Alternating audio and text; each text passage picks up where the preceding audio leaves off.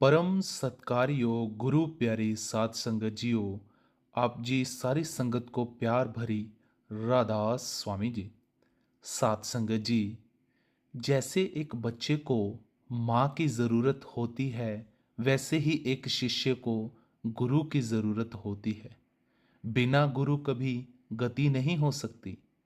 आप देखें, आप पढ़ाई करने जाएं, अगर हमारा कोई गुरु होगा तभी हम पढ़ पाएंगे। अगर हम कोई काम सीखने जाएं, तब हमारा वहाँ पर कोई गुरु होगा, तभी तो हम काम सीख पाते हैं। अगर हमें परमार्थ में उन्नति करनी है, तो हमें गुरु की बहुत ही ज़रूरत पड़ती है। तो आज का सत्संग ये गुरु की अहमियत के बारे में हमें दर्शा रहा है। ये सत्संग बहुत ही रूहानियत से भरा हुआ सत्संग है। आइए हम सुनते हैं। केवल एक रास्ता, एक रिश्ता सच्चा और असल है, और वो गुरु का रिश्ता है। बाकी सब रिश्ते हिसाब किताब के, कर्मों के हिसाब करने के रिश्ते हैं। इसलिए जो पल गुरु की याद में निकल जाए, वही पल सफल पल है। कोई खास समय नहीं है कि सुबह उठ के सिर्फ गुरु को याद करना है, सुबह उठ के भजन सिमरन अभ्यास करना है, लेकिन गुरु को याद हर समय रखना चाहिए। भजन सिमरन और अभ्यास भी तब कामयाब होता है जब गुरु को याद हम दिन रात करें, चलते फिरते, काम करते हुए, खाना बनाते हुए, खाना खाते हुए, बल्कि लोगों के साथ फजूल बातें करने के बजाय गुरु का ध्यान करना चाहिए। बाबा जी महाराज, बाबा जयमल सिंह जी ने बड़े महाराज जी बाबा सावन सिंह जी को एक चिट्ठी में लिखा था कि जब वो मिलिट्री की नौकरी करते थे कि दिन का प्रोग्राम कैसा होना चाहिए। उन्होंने कहा कि सारा दिन सूरमे की तरह बहादुर बन के अपनी ड्यूटी पूरी करनी चाहिए। ये सोच के नहीं करनी चाहिए कि ये पैसा कमाने के लिए काम कर रहे हैं। ये सोच के करना चाहिए कि ये गुरु की सेवा है, गुरु के हुक्म से कर रहे हैं, और इसलिए करना चाहिए कि गुरु का हुक्म है। जब गुरु का हुक्म समझ के हम काम करें, अपने वेतन के लिए, तनख्वाह के लिए, पैसे के लिए ना करें, तो चाहे पैसा मिलता है उसके लिए। बड़े महाराज जी का ये हुक्म था कि जो भी सिख अपना रोजाना का काम, दुनियादारी का काम, पैसा रुपया कमाने का काम गुरु का हुक्म समझ के करेगा, वो सारा समय अभ्यास के बराबर गिना जाएगा। इसलिए सारा दिन जो काम किया जाए उसको गुरु का हुक्म समझ के करना चाहिए और सेवा के भाव से करना चाहिए। जब शाम हो जाए तो वापस आके अपने घर वालों के दरमियान, दोस्त मित्र के दरमियान दुनिया की फजूल बातें और दुनिया की गपशप नहीं लगानी चाहिए, बल्कि परमार्थ की बात करनी चाहिए। हो सके तो कोई अच्छी पुस्तक पढ़नी चाहिए, कोई पोथी पढ़नी चाहिए, कोई ग्रंथ पढ़ना चाहिए, और उसके बाद ऐसी बात करनी चाहिए जिससे गुरु का ख्याल आए और गुरु के दर्शन का शौक पैदा हो। जब ऐसी बात हो जाए, उसके बाद सबको नमस्कार करके अपने कमरे में, अलहदगी में, अकेलेपन में गुरु को याद करना चाहिए, नमस्कार करना चाहिए और शुक्र करना चाहिए कि धन सतगुरु, तुम्हारी वजह से मैंने सारा दिन कितना अच्छा निभाया है और तुम्हारी याद हर वक्त रही, और जो मैंने दिन में काम किया तुम्हारे हुक्म के मुताबिक अपनी कोशिश से किया। इसके बाद भजन में बैठ जाना चाहिए और सोने से पहले थोड़ी देर, चाहे आधा घंटा, चाहे पौना घंटा, चाहे 15 मिनट, थकावट के हिसाब से भजन में बैठना चाहिए, सिमरन करना चाहिए, शब्द को सुनना चाहिए और फिर सो जाना चाहिए। सुबह तड़के 3 बजे उठ के फिर अभ्यास को शुरू करना चाहिए। और सुबह का अभ्यास जो है बहुत अच्छा होता है। उस वक्त कोई शोर शराबा नहीं होता, सब सो रहे होते हैं, कोई कोई जागता है। उस टाइम पे उठ के 3 बजे बहुत दयामेर हो रही होती है। सतगुरु एक दयामेर का भंडार और टोकरा लेके घूम रहे होते हैं कि कोई इंतजार कर रहा है। उस वक्त किसी ने गप्पा लेना है तो अच्छा मौका हो, वो टाइम अपना भजन सिमरन में लगा के तैयार हो जाना चाहिए। अगर समय है काम पे जाने के लिए तो फिर थोड़ी देर सो जाना चाहिए। उसके बाद तैयार होके सतगुरु का नाम फिर लेके अपने काम पर चले जाना चाहिए। अगर ऐसा प्रोग्राम हमारा दिन रात का बन जाए, किसी की मजाल नहीं कि कोई बाल भी विंगा कर सके, किसी के हाथ में नहीं, काल तो क्या, काल की कोई ताकत सामने नहीं आ सकती। सतगुरु का सिमरन जो है, जो 5 नाम का सिमरन हमें नाम दान पे बख्शा गया है, उसमें इतनी ज्यादा ताकत है कि कोई नेगेटिव पावर, कोई काल की या मन की ताकत उसके सामने नहीं ठहर सकती, कोई दुनिया की ताकत सामने नहीं ठहर सकती। आप आजमा के देख लो, 5 नाम का सिमरन इतनी ताकतवर चीज है, उसको दिन रात इस्तेमाल करना चाहिए, कभी कभी नहीं, दिन रात। मन को आदत डालने के लिए आप दिन रात सिमरन करो। जब ऐसा प्रोग्राम करोगे जैसा बाबा जी ने बड़े महाराज को लिख के भेजा, तो क्या होगा, मन को आदत हो जाएगी और मन खुद ब खुद आदत से सिमरन करना शुरू कर देगा। रात को सोते समय आप देखेंगे कि मन फिर भी सिमरन कर रहा है। अगर रात को नींद खुल जाए तो आप देखोगे कि मन उस वक्त भी सिमरन कर रहा है। एक दफा बड़े महाराज जी के पास में गया तो मैंने कहा, ये भजन करना, सिमरन करना मुश्किल होता है क्योंकि बहुत ख्याल मन में आ जाते हैं। तो बहुत मुस्कुरा के हंस के बोले, बेटा तुम क्यों कष्ट करते हो, तुम क्यों भजन करते हो, अपने मन से करवाओ। ये इतनी गंभीर बात उन्होंने कह दी। थोड़ी देर तो मुझे समझ नहीं आई, बाद में आहिस्ता आहिस्ता पता चला कि असल सिमरन वही है जो हम आंख बंद करके बैठ के अपने अंदर खुद ना करें, अपने मन से करवाएं और आप आनंद से मुस्कुराते हुए मन को सिमरन करता हुआ सुन सके। आपने कभी देखा है कि मन आपके अंदर हर समय बोल रहा है, कभी चुप नहीं होता। मन कभी एक सेकंड के लिए, 1 मिनट के लिए चुप नहीं होता, हर समय बोल रहा है। आप आंख बंद करके देख लो, खोल के देख लो, जागते हुए देख लो, सोए हुए देख लो, मन सोचता जाएगा, कुछ ना कुछ बड़बड़ाता रहेगा, कुछ ना कुछ बोलता रहेगा। जिस चीज को हम विचार कहते हैं वो भी मन की बोली है। अब मन और आत्मा की जो गंढ बंधी हुई है, जो इकट्ठे ऐसे बंधे हुए हैं, उनको खोलना ही अभ्यास का काम है। अब जब ये दोनों बन जाते हैं तो हमें ये नहीं पता चलता कि हमारी आत्मा कौन सी है और हमारा मन कौन सा है। जब हम अभ्यास में बैठते हैं तो कई बार ऐसा मालूम होता है कि हमें खुद कष्ट करके सिमरन करना पड़ रहा है, लेकिन हमें सिमरन करने की आवश्यकता नहीं, मन से सिमरन करवाओ। मन हमें इसीलिए दिया गया था। मन और आत्मा में फर्क यह है कि मन बोलता है, आत्मा सुनती है। आत्मा की 2 ताकतें हैं, नृत और सुरत। नृत आत्मा की वो ताकत है जिससे आत्मा देख सकती है, सुरत वो ताकत है जिससे सुन सकती है। सुनने और देखने का काम हमारी आत्मा का है, बोलने का काम मन का है। तभी महात्माओं ने कहा कि अगर आपने परमात्मा को पाना है तो खामोश हो जाओ। मुसलमान फकीर ने कहा है, खामोश पंज नौबत बिश्नौज आसमाने। अगर तुम खामोश होकर सुनो तो 5 नौबत, 5 शब्द तुम्हारे अंदर गूंज रहे हैं। मुश्किल यह है कि हम खामोश नहीं होते, हमारा मन बोलता रहता है और हम समझते हैं ये हम बोल रहे हैं।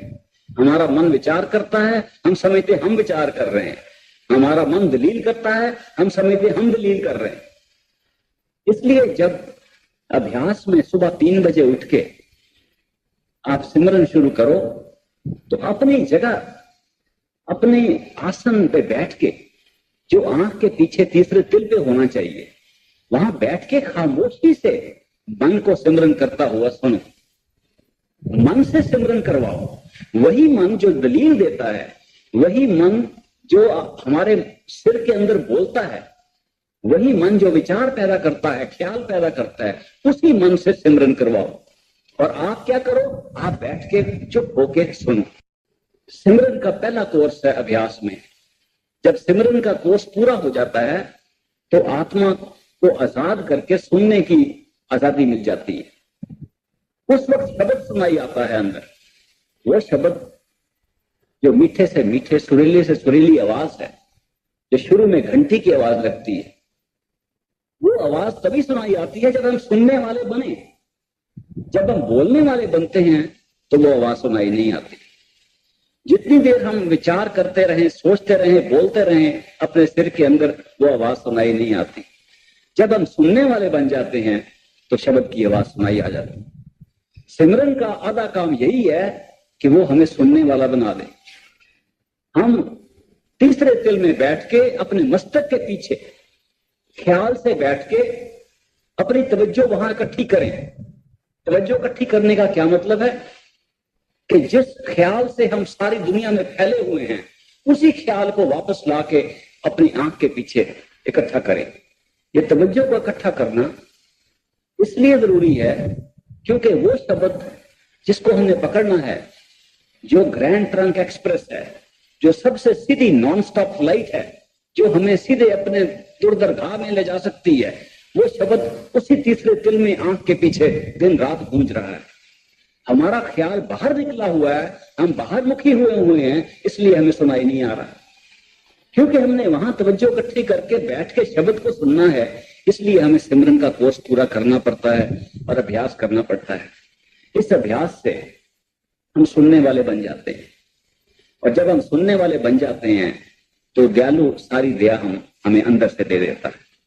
इसलिए संत महात्मा इतने प्रेम से, प्यार से समझाते हैं कि आप अपने तीसरे तिल पर आंख के पीछे बैठ के उस शब्द को ध्यान से सुनो, उस सिमरन को ध्यान से सुनो। और ये मन बहुत चालाक है, इसमें चतुराई है। ये मन कोशिश करता है कि हम बाहर मुखी रहें। आप देखो, अगर आप आधा घंटा बैठते हो भजन और मन कहता है चलो कोई बात नहीं, आधा घंटा ले लो मेरे टाइम में से, बाकी तो मेरा ही टाइम है, और कल से फैसला कर लो कि नहीं आज तो मैंने 2 घंटे बैठना है। देखो पहले आधे घंटे में कितनी लड़ाई करेगा आपके साथ। पहला आधा घंटा नहीं बैठने देगा क्योंकि आपने फैसला कर लिया कि 2 घंटे बैठना है। इतनी दलीलें लगाएगा, आज तो थक गए हैं, आज तो कुछ कर नहीं सकते, कल से शुरू कर लेंगे, कोई बात नहीं, आज क्या जरूरी बात है, अभी समय है, बाद में कर लेंगे।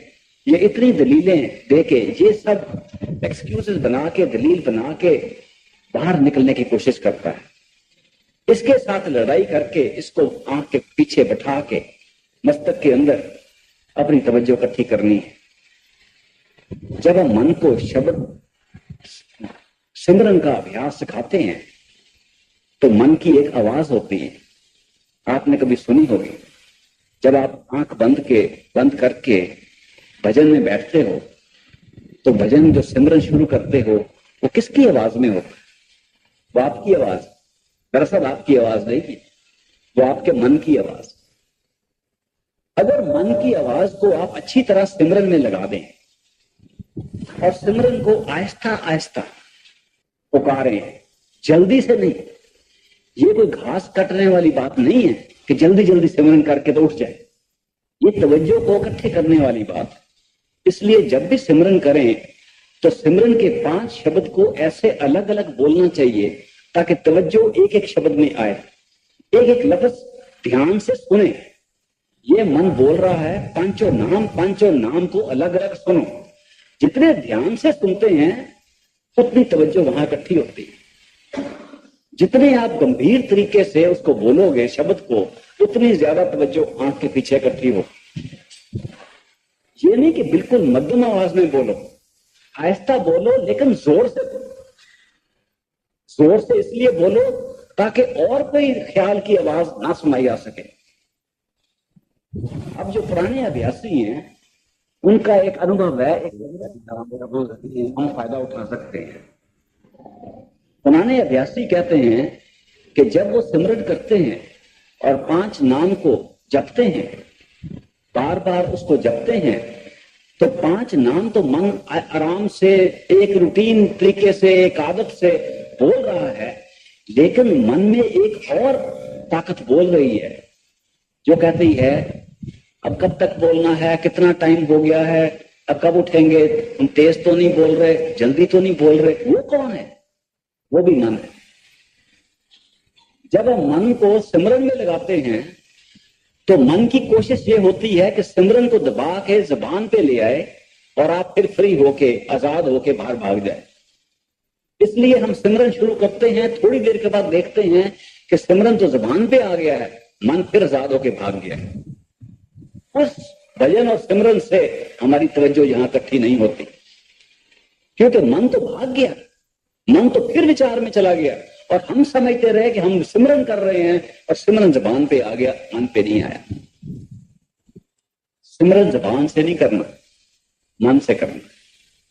अगर मन दूसरी आवाज में बोलना शुरू कर दे तो पहली आवाज को बंद नहीं करना, दूसरी आवाज को उसी सिमरन में फिर शामिल कर लेना।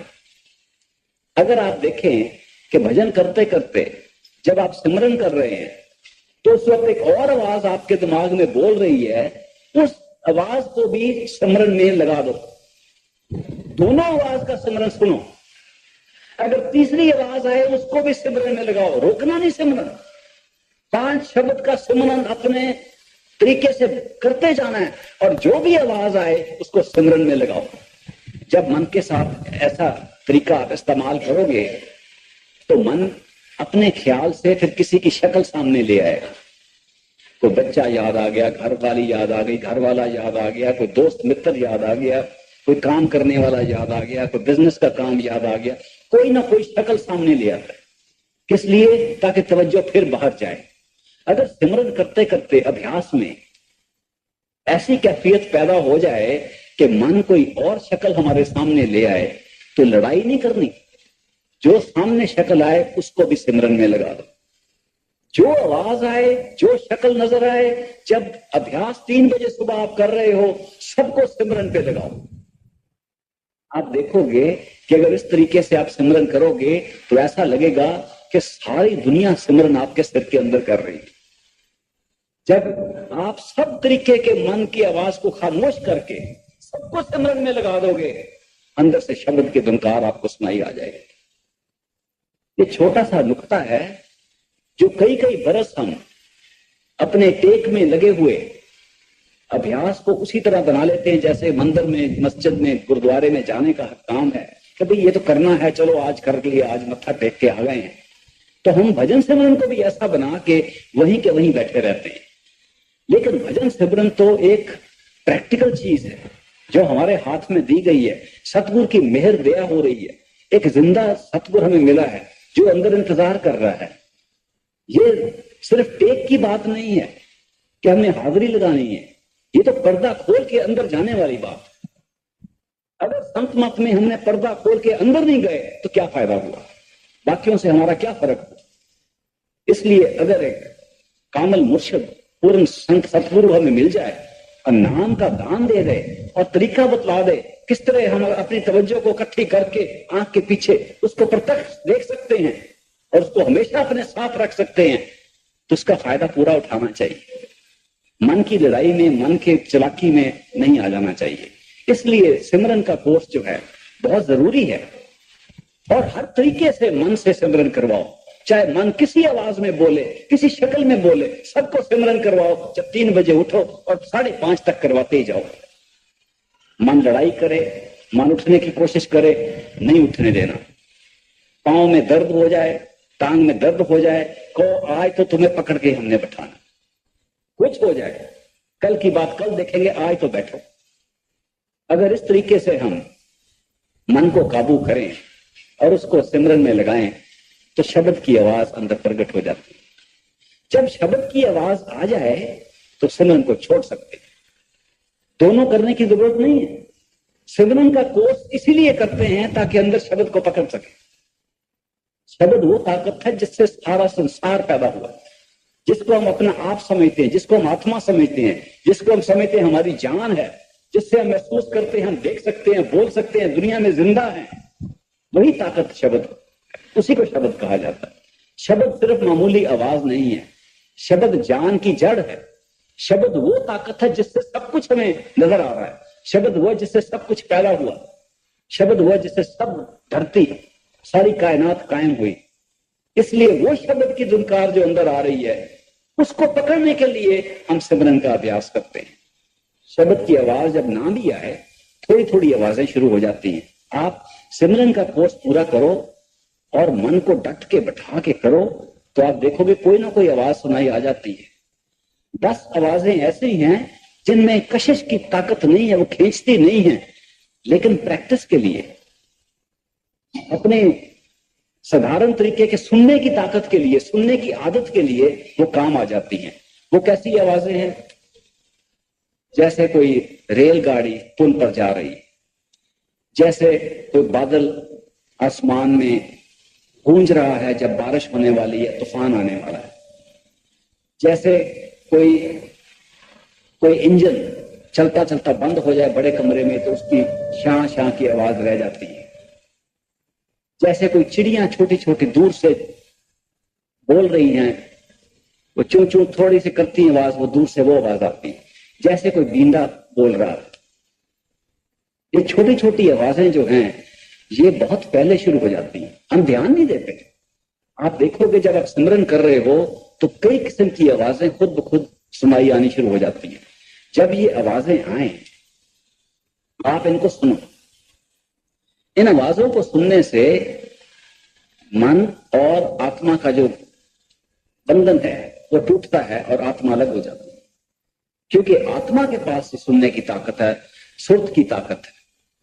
और जब आप उसको सुनोगे तो सामने प्रकाश आएगा। आप किसी किस्म की आवाज को सुनना शुरू कर दो, आप देखोगे कभी इधर से लाइट आ गई, कभी कोई रंग नजर आ गया, कभी कोई ऐसा नजारा नजर आता है जैसे कोई चीज चलती हुई एक तरफ से आती है और दूसरी तरफ से निकल जाती है, जैसे कोई डिजाइन बन के, कोई पैटर्न बन के, कोई अलग अलग रंग में लाइट में सामने से आके गुजर जाते हैं। जब ऐसी कैफियत हो जाए भजन सिमरन में तो इसका मतलब है कि तवज्जो खींच के आंख के पीछे तीसरे तिल पे आ रही है। उस वक्त मन कोशिश करता है कि ऐसे नजारे के पीछे भागे, उसको कभी नहीं होने देना चाहिए। आपको कुछ नजर आए, आप तीसरे तिल पर बैठो, आंख के पीछे बैठो, बाहर नहीं निकलना। एक बार एक मेरे मित्र ने कहा, वो सत्संगी था, उसने कई बरस नाम लिया था, भजन भी करता था, लेकिन कहने लगा मुझे कुछ नजर नहीं आता।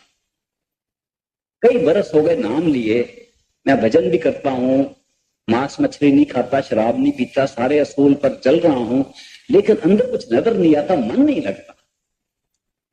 तो ये क्या बात है? थोड़ी देर बात करने के बाद पता चला कि जब भी कोई चीज उसको नजर आती है वो बाहर भाग जाता है और बाहर बैठ के वो भजन करता है।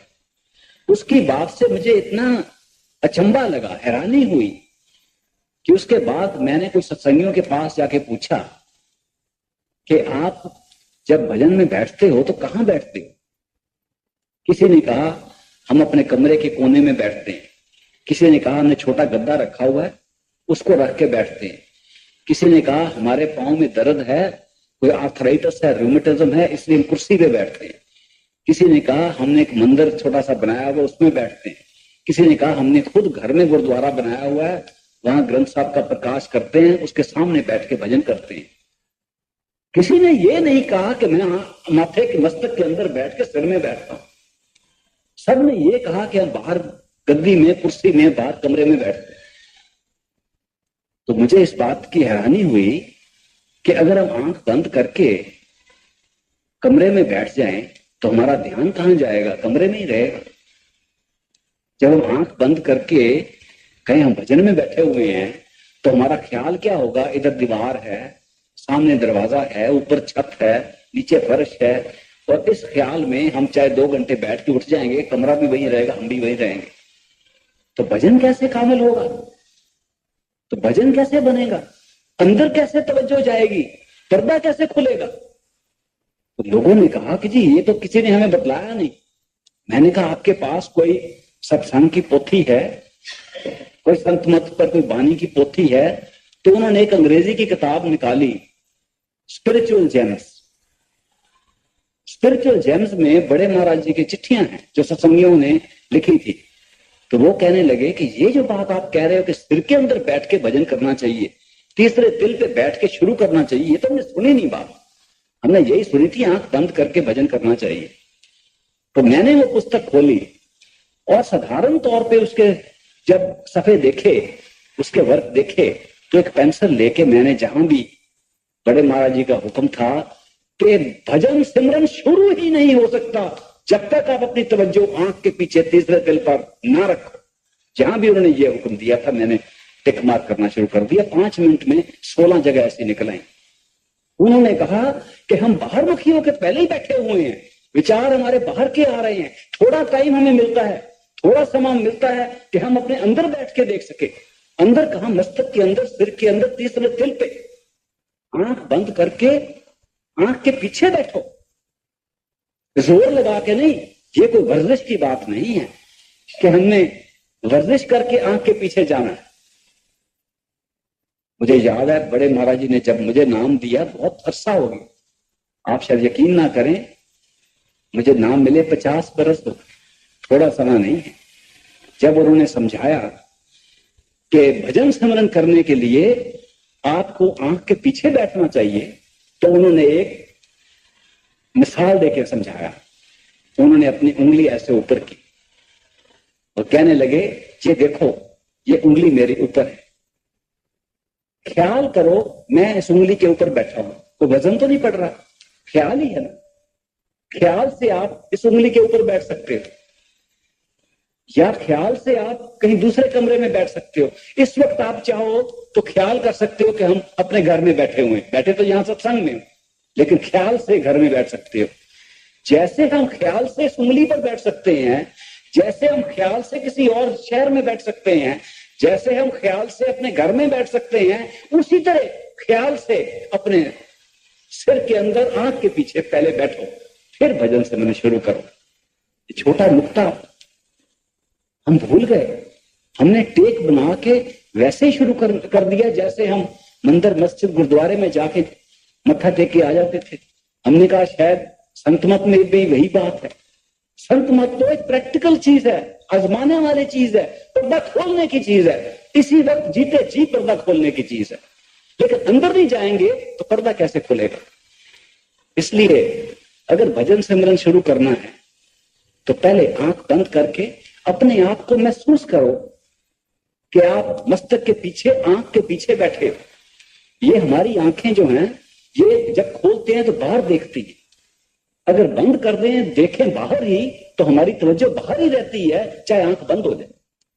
इसलिए हमने आंख के पीछे बैठ के अंदर से देखना है, और ऐसे ख्याल से बैठना है जैसे ख्याल से उंगली के ऊपर बैठ सकते हैं। आंख बंद करके ये सोचना है, ये शरीर हर मंदिर है, ये शरीर उसका गुरुद्वारा है, कोई बाहर गुरुद्वारा है ही नहीं, वो नकल बनाई गई है। बाहर जो मंदिर, मस्जिद, गुरुद्वारे बनाए गए हैं, इस गुरुद्वारे, इस मंदिर, इस मस्जिद की नकल बनाई गई है। असल मंदिर, असल गुरुद्वारा, असल मस्जिद यही शरीर है, और इसी शरीर के अंदर बैठना है। बाहर बैठ के कैसे पूछ सकते हैं? इसलिए जब हम इस शरीर के अंदर बैठते हैं और महसूस करते हैं कि ये शरीर तो एक मकान है, और आंख बंद करके महसूस करें इस मकान के अंदर बैठे हैं। अजीब शक्ल है मकान की, इंसान के शरीर की तरह बने हुए है तो मकान है, और इस तरह बैठे कि मकान हिले नहीं।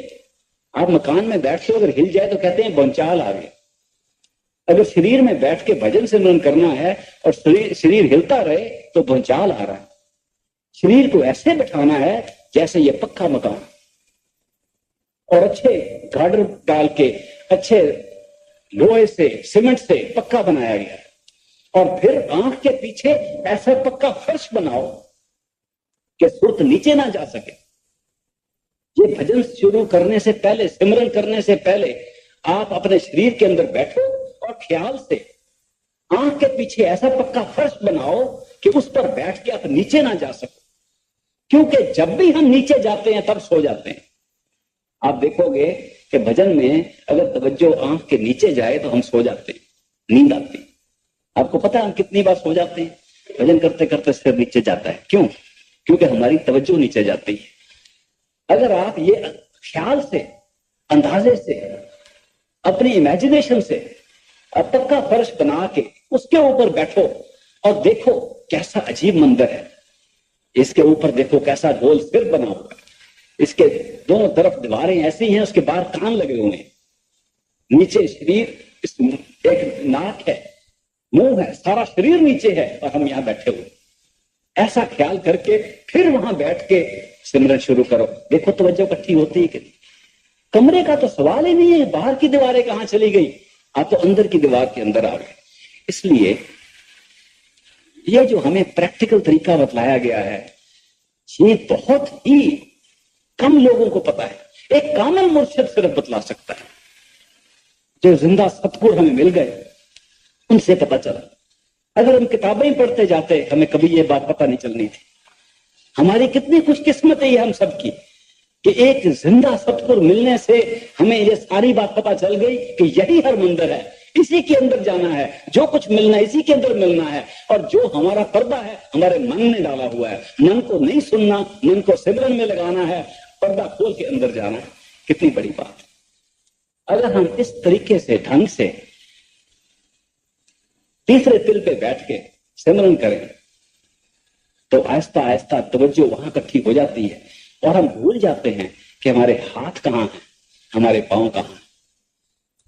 15 मिनट में नहीं, आधे घंटे में, आधे घंटे में नहीं, 2 घंटे में, आज नहीं तो कल, कल नहीं तो परसों, आप देख लो। जब आप इसको एक साइंसदान की तरह तजुर्बा करने के लिए अपनी तवज्जो इकट्ठी कर रहे हो तो रोज कोई ना कोई उसका रिजल्ट निकलेगा, कोई नतीजा निकलेगा। आप रोज के रोज देखोगे कि ये कोई टेक वाली बात नहीं है, ये कोई ब्लाइंड फेथ, कोई अंधा विश्वास नहीं है, ये जिंदा विश्वास। ये रोज के रोज आप नई चीज देख सकते हो। और जब नई चीज देखोगे तो फिर जो मन आज लड़ाई कर रहा है, लड़ाई करके आपको बाहर रख रहा है, उसको लज्जत आ जाएगी, वो आपका दोस्त बन के आपके साथ अंदर जाएगा।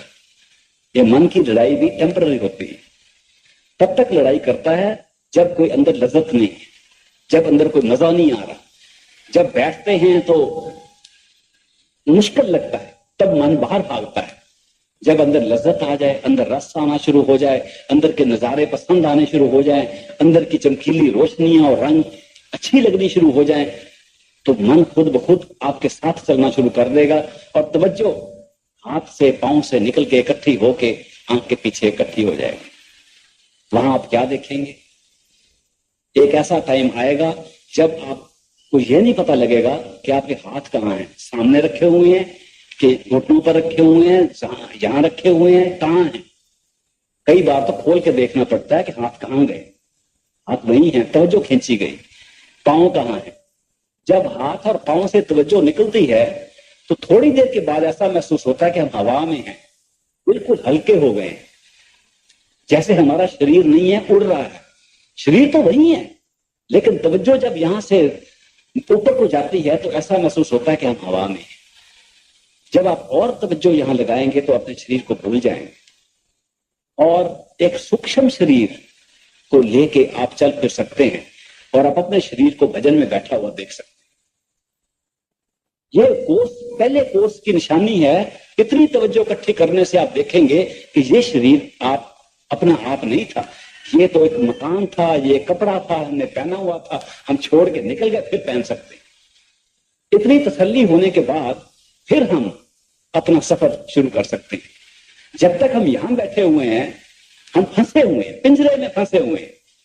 जब यहां से निकल के अपने आप को आजाद कर लें, फिर हम अपना जो स्पिरिचुअल जर्नी है उसको शुरू कर सकते हैं। संत मत का सफर वहां से शुरू होता है। उस शरीर में भी फिर उसी तरह अभ्यास करके अपनी तवज्जो को इकट्ठी करके उसको भी छोड़ सकते हैं और मन का शरीर रह जाता है, उसको भी छोड़ सकते हैं। जब आत्मा पार ब्रह्म में जाके नंगी हो जाए और आत्मा पर कोई बाहर का गिलाफ ना रहे, तब आत्मा कह सकती है मैं आत्मा हूं, मन नहीं था, मन अलग था, सोचने वाली ताकत अलग थी, ये तो सुनने वाली ताकत और देखने वाली ताकत अलग है।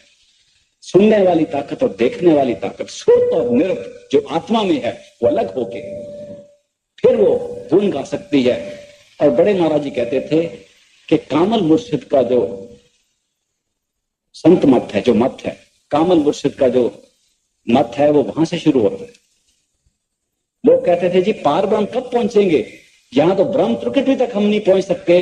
तो वो कहते थे भाई वहां आ जाओ, हमारा मत तो वहां से शुरू होता है। क्यों? क्योंकि हमारे जो कर्म है हमें यहां लेके बैठे हुए हैं।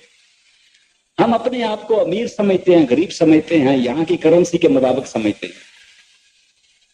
यहां मैं आया तो मैंने कुछ दिरहम ले लिए, अमेरिका में गया डॉलर ले लिए, हिंदुस्तान में गया रुपए ले लिए। जितने रुपए मेरे पास ज्यादा है उतना मैं अमीर, जितने डॉलर ज्यादा है उतना अमीर हूं, जितने दिरहम ज्यादा है उतना अमीर हूं। क्यों? क्योंकि ये सिक्का जो है ये यहां चलता है। जितना सिक्का यहां मेरे पास होगा उतना मैं अमीर हूं, जितना मैं अमीर हूं उतना सामान खरीद सकता हूं, जितना खरीद सकता हूं उतना इकट्ठा कर सकता हूं, उतना दूसरों को बतला सकता हूं मैं आपसे ज्यादा आगे हूं। लेकिन ये सारा सिक्का यहीं का यहीं इस शरीर के साथ रह जाता है। जब ये शरीर मरता है और हम देखते हैं लोग मर के गुजर के जा रहे हैं, कोई नहीं अपने साथ पैसा लेके गया। कोई अमीर गरीब यहां का अपनी अमीरी गरीबी को ऊपर ले जाके नहीं ले जा सका। सूक्ष्म शरीर में जाके ये डॉलर ये सिक्का काम नहीं आता। कोई सिक्का काम आता है, वहां भी अमीर गरीब है। आप देखोगे शरीर को छोड़ के आप ऊपरली मंजिल में चले जाओ, वहां भी अमीर गरीब है, लेकिन ये सिक्का वहां नहीं चलता। कौन सा सिक्का चलता है? सूक्ष्म शरीर में कर्म का सिक्का चलता है। आप नेक कर्म करो आप अमीर हो वहां, बुरे कर्म करो आप गरीब हो। कर्मों का सिक्का वहां तक चलता है। अच्छे कर्म करने से अच्छे कर्म आपके साथ जाते हैं, आप वहां भी अमीर। अगर आप सूक्ष्म शरीर को छोड़ के अपने कारण शरीर में मन के शरीर में चले जाओ तो कर्म भी पीछे रह गए, उनका कोई काम नहीं। आपकी इंटेंशन जो है, किस गरज से आप काम करते हो, वो वहां का सिक्का। लोग अच्छे नेक इरादे से चलते हैं, उनका सिक्का वहां चलता है। जिनके इरादे खराब हैं, चाहे कर्म कोई हो, वो गरीब के गरीब है वहां भी। लेकिन जब आत्मा मन के देश को ब्रह्मांड को छोड़ के सचखंड की तरफ चलती है तो वो सिक्का भी वहीं रह जाता है। ना इरादे काम आते हैं, ना कर्म काम आते हैं, ना यहाँ की माया काम आती है। फिर क्या काम आता है? पार ब्रह्म और उसके ऊपर सिर्फ एक ही सिक्का चलता है, उसका नाम है प्यार और भक्ति। अगर आपके दिल में प्यार और भक्ति है तो आप वहां भी अमीर हो, चाहे आपने वो धन यही इकट्ठा किया हो। इसलिए प्यार और भक्ति का सिक्का सचखंड तक चलता है। अगर आपने सचमुच कोई जायदाद इकट्ठी करनी है इस दुनिया में, इस संसार में, तो प्यार और भक्ति की जायदाद इकट्ठी करो। जैसे पलटू साहब कह गए, साहेब के दरबार में केवल भक्त प्यार, वहां और कुछ चलता ही नहीं। कोई जात पात नहीं चलती, कोई दुनिया का पैसा नहीं चलता, माया नहीं चलती, कर्म नहीं चलते, कर्म कांड नहीं चलते, नेक इरादे नहीं चलते, प्यार और भक्ति ऊपर तक चलती है। इसीलिए जो सिमरन का कोर्स, जो भजन का कोर्स, जिसका जिक्र मैं इतनी देर से कर रहा हूं, संत महात्मा कहते हैं अगर आपने भजन को कामयाब करना है तो अपने अहंकार से, हौमे से आंख के पीछे बैठ के मत सिमरन करो। इस अहंकार में मत आ जाओ, मैं 2.5 घंटे सिमरन करता हूं, इस हौमे को लेके मत अपने आप को मारो कि मैंने ये कर लिया। ये मैं को तो खत्म करना है। कोई पता है आपको दुनिया में कौन सी ताकत है जो मैं को खत्म करती है? सिर्फ एक ही ताकत है, और प्यार और भक्ति है। जब आपका प्यार किसी के साथ भी हो जाए तो मैं एक पीछे हो जाता है। और कोई ताकत नहीं पैदा हुई इस संसार में जो मैं को मार सके। मैं को मारने वाली ताकत प्यार और भक्ति है। जब आप प्यार और भक्ति से अपना अभ्यास करो तो मैं जो है, हमें है, अहंकार है, वो कम हो जाता है। और हमारे और परमात्मा के दरमियान सिर्फ हमें की दीवार है और कोई दीवार नहीं। प्यार और भक्ति उसका इलाज है। इसलिए भजन पहले दिन से ही प्यार और भक्ति के तौर पे करना चाहिए। भजन को अहंकार और हठ से नहीं करना चाहिए। ये हठ योग नहीं है, ये सहज योग है।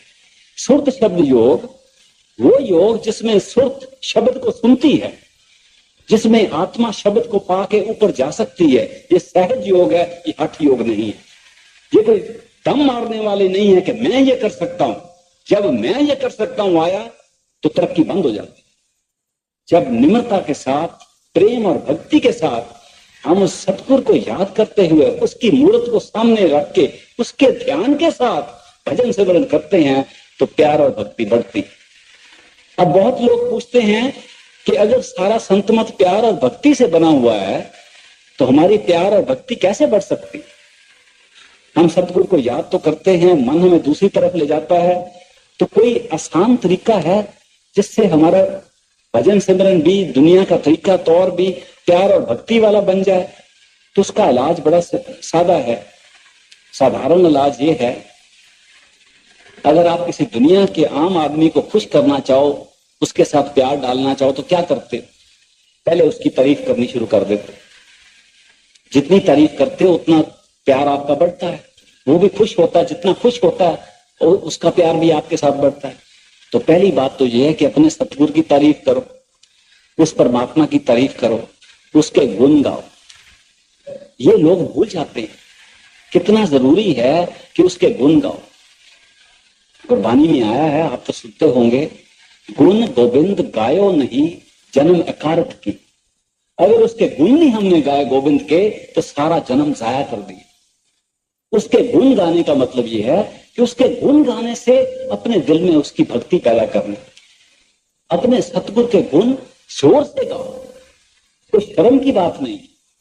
और फिर जो वो दे उसका शुक्रिया अदा करो, गुण गाओ और शुक्र करो, प्यार और भक्ति खुद ब खुद बन जाती। ये अपनी हम दुनिया का एक असूल बना सकते हैं अपनी जिंदगी का कि उसका शुक्र करें और उसके गुण गाएं और फिर उसको भक्ति को, उस प्यार को अपने भजन सिमरन में लगाएं, ताकि जो असल रास्ता है, असल मार्ग है, उस पर पहुंच सकें और सीधे अपने दुर्धाम सचखंड में जाकर निवास करें।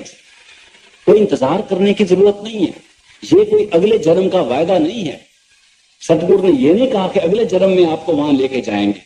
उन्होंने कहा है ये सच्चा सौदा है, अभी का सौदा है, नकद सौदा है, अभी लो। आप आओ, आपकी टिकट तैयार है, एयरपोर्ट पे आओ, हवाई जहाज में मैं साथ चलूंगा। हम क्या करते हैं, हम एयरपोर्ट पे नहीं जाते। अगर हम एयरपोर्ट पर ही ना जाएं, हवाई जहाज हवाई अड्डे पर ही ना पहुंचे, तो सफर कैसे करेंगे। सतगुरु वहां खड़े हैं इस संत मत के मार्ग में। वो एयरपोर्ट हवाई अड्डा कहाँ है, आंख के पीछे, तीसरे दिल पर। सतगुरु कहाँ इंतजार कर रहा है हमारा, आंख के पीछे, तीसरे दिल में, खुद इंतजार कर रहा है। और आप देख सकते हो उसी रूप में इंतजार कर रहा है जिस स्थूल रूप में हमें नाम बख्शा है। यह स्थूल रूप में क्यों आया, हमारे लिए आया। हम अंदर जाते नहीं, पर्दा खोलते नहीं, परमात्मा को भी बाहर सतगुरु के रूप में हमें बचाने के लिए आना पड़ता है। उसका रूप देख के पहचान के लिए हमें अंदर जाना चाहिए। वो हमारे साथ सचखंड तक साथ रहता है। और कोई ऐसा मत नजर नहीं मुझे आया जिसमें एक गुरु, एक गाइड, एक टीचर, एक उस्ताद कहे कि अच्छा भाई मैं तुम्हारे साथ पढ़ाई करूंगा, तुम्हारे साथ इम्तिहान दूंगा, तुम्हारे साथ जाऊंगा आखिर तक। सब ये कहते हैं ये रास्ता है, जाओ भाई हमने तुम्हें रास्ता दिखा दी। एक यही संत मत है और पूर्ण सतगुरु के नाम दिया हुआ एक मत है जिसमें गुरु कहता है मैं अकेला नहीं छोड़ूंगा, तुम्हें आखिर तक साथ लेके जाऊंगा और तुम्हारा साथ मेरा पक्का हमेशा के लिए हो गया। हम उसका फायदा ना उठाएं, उन्हें मिले ही ना, वहां बाहर ही बैठे रहे, वो अंदर इंतजार करता रहे।